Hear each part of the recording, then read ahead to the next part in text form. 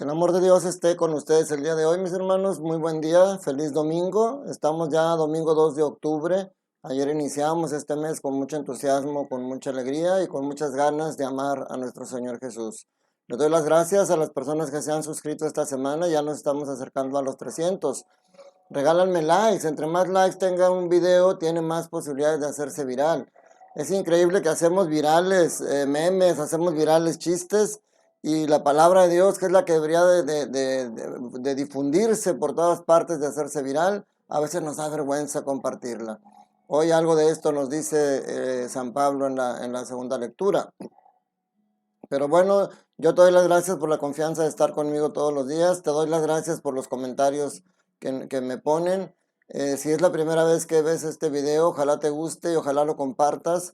Siempre puede haber a un amigo tuyo que tenga la necesidad de escuchar el consuelo y la palabra de Dios.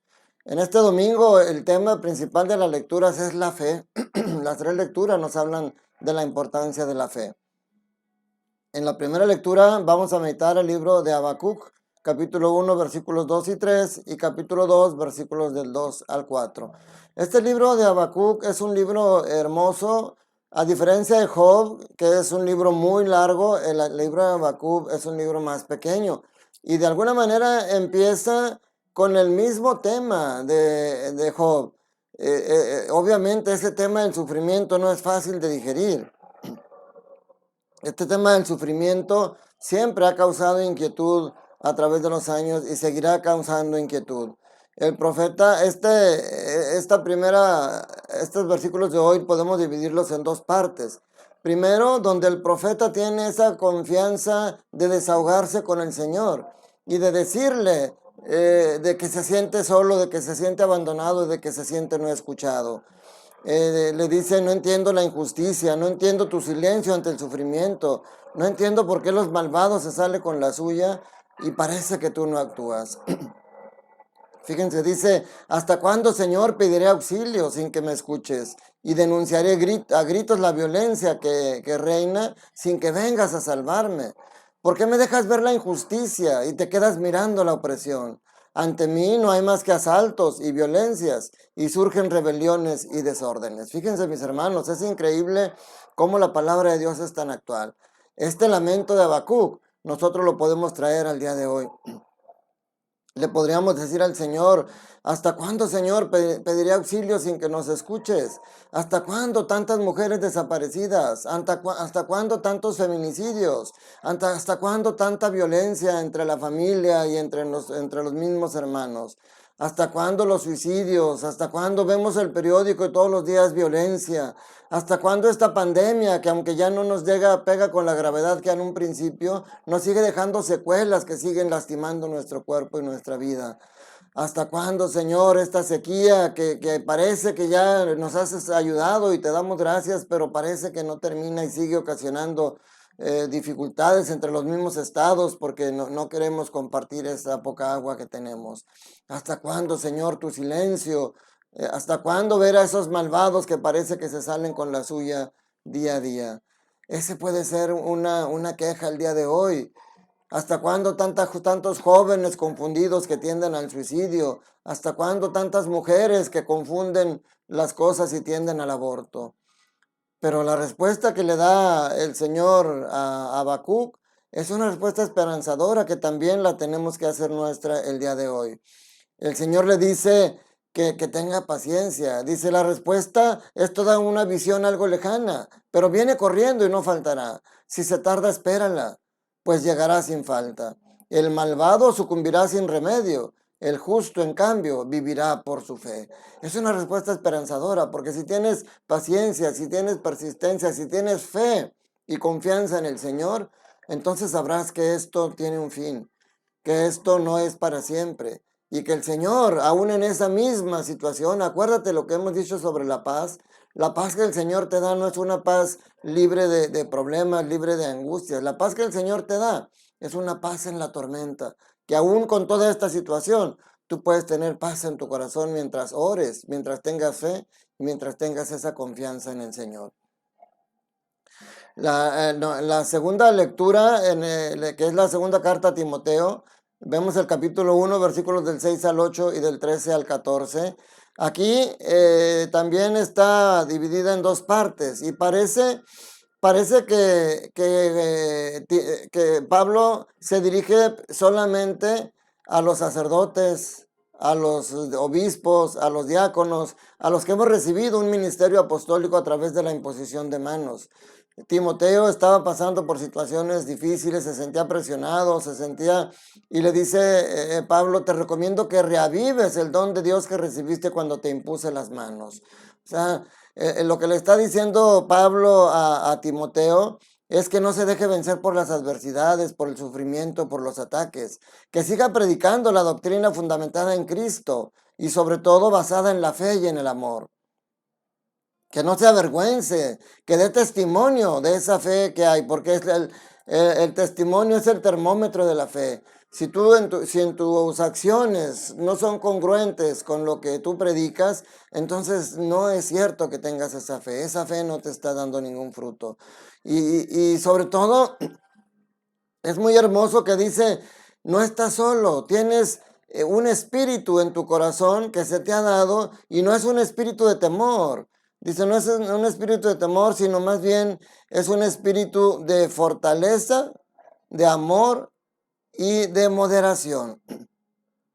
Entonces esto va dirigido, parece ser solamente a nosotros, del ministerio sagrado, obispos, sacerdotes y diáconos, porque la verdad no es fácil, nos enfrentamos con muchas cosas en este mundo y los diáconos permanentes tenemos todavía la situación el diablo ataca a veces donde más nos duele y nosotros tenemos esposa e hijos. Pero sin embargo, esto que dice San Pablo nos da mucha fortaleza. Tenemos un espíritu que se nos ha dado en la imposición de manos. Pero mi hermano, realmente esto no es solamente para nosotros, es también para ti. Tú como bautizado también sufres. Tú como bautizado también recibes ataques. Tú como bautizado también te enfermas. También se te mueren seres queridos. También pasas por muchas tribulaciones y por muchos problemas. Y a veces parece que desfalleces. Lamentablemente hemos visto hoy en día muchos aumentos en los suicidios. Gente que pierde la esperanza. Hemos visto jóvenes y ojalá tú como padre de familia le dejes claro a tus hijos, los eduques en la fe, que tengan confianza en sí mismos, pero sobre todo confianza en Dios, que nunca pierdan la esperanza, porque aunque este mundo no les dé esperanza, que a veces vemos, como decía en la primera lectura, tanta maldad, tanta situación difícil que a veces perdemos la esperanza en que cambie, el mundo no nos va a dar la esperanza es Cristo Jesús. Por eso a ti también, tú no recibiste la imposición de manos, pero recibiste el Espíritu Santo en el bautismo y recibiste el mismo Espíritu que recibimos los obispos, sacerdotes y diáconos. Un Espíritu que no es de temor, un Espíritu que es de fortaleza, de amor y de moderación. Con ese mismo Espíritu, con esa misma fe, tienes que levantarte de las situaciones. Claro, no es fácil y nadie dice que sea fácil. Por eso Lucas en el Evangelio nos presenta este pasaje también dividido en dos partes, donde los apóstoles le dicen a Jesús, Señor, aumentanos la fe. O sea, los apóstoles están conscientes y seguramente es Lucas 17, versículos del 5 al 10. Seguramente ya están de repente sintiendo ataques, ya están de repente desfalleciendo y les dice, aumentanos la fe. Y la respuesta de Jesús, en este evangelio también está en partes, como les digo, en la respuesta de Jesús en esta primera parte es un poquito curiosa, porque como estamos acostumbrados a medir todo en cantidad y en tamaño, por eso dicen, aumentanos la fe, quiero tener mucha fe. Y Jesús les da a entender que no es mucha fe la que necesita, que no es cuestión de cantidad, sino de calidad. Les dice que si tu fe fuera, aunque sea como pequeña, tan pequeña como una semilla de mostaza, le podrían decir a ese árbol frondoso, arráncate de raíz y plántate en el mar y los obedecería. Mateo y Lucas tienen una diferencia en la parte que corresponde a este evangelio, porque ellos dicen, si tuvieras fe como un grano de mostaza, le dirías una semilla de mostaza, le dirías a la montaña, muévete, y la montaña se movería.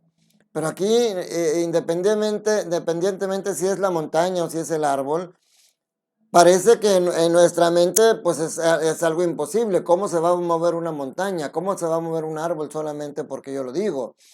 No sé si se acuerdan, hace algunos años hubo una película, algo así, El Pequeño Campeón, no recuerdo cómo se llamaba, pero era de un niño que su papá se había ido a la guerra y que quería que regresara. Y cuando escucha este pasaje, si tienes la fe como un grano de montaña, con un grano de mostaza la montaña se movería. Y el niño todos los días se pone y está tratando de mover la montaña.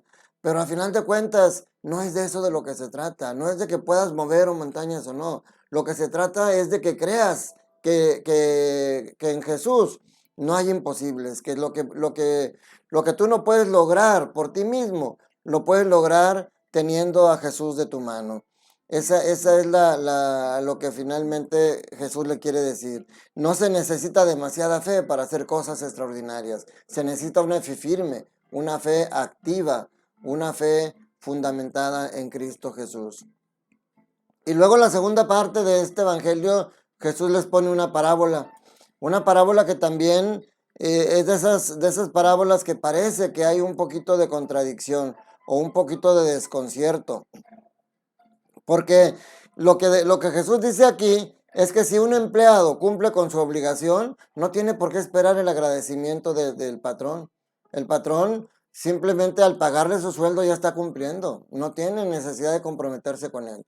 Y hoy en día en el que decimos de que tienes que conocer el nombre del que barre en tu casa, tienes que darle la importancia a cada persona, tienes que ser agradecido en los restaurantes, hasta le damos propina a los meseros, siendo que están haciendo su obligación.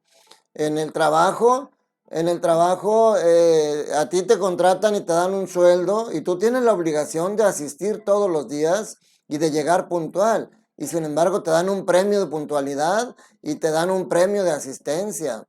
Y tú tienes la obligación de cumplir las metas las tareas que te asignen y sin embargo dan premios por metas cumplidas. A veces eso puede traer situaciones, por ejemplo, en tu casa, tus hijos sacan buenas calificaciones y tú dices, te voy a dar un premio. ¿Qué es lo que quieres que te compre, hijo? Porque sacaste buenas calificaciones, pero realmente esa es su obligación.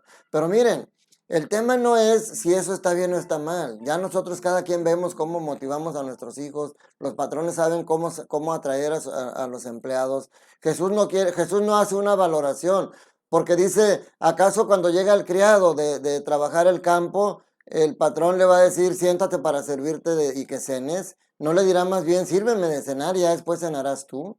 Dice, no tiene por qué ser. Dice, ¿acaso tendrá que mostrarse agradecido con el siervo porque éste ha cumplido su obligación? Les repito, Jesús no hace una valoración moral de esto, si está bien o está mal. Ya lo hemos visto y hay muchas teorías al respecto en la actualidad. Jesús utiliza ese ejemplo para dejar clara una cosa: el reino de los cielos no es cuestión de méritos. La salvación no es cuestión de méritos. La salvación y el reino de los cielos es una donación, es un regalo de Dios. Sí, ya sé, nosotros tenemos que luchar, dice, esfuérzate por alcanzar esa salvación, pero ese esfuerzo es para no perder lo que Dios ya te regaló.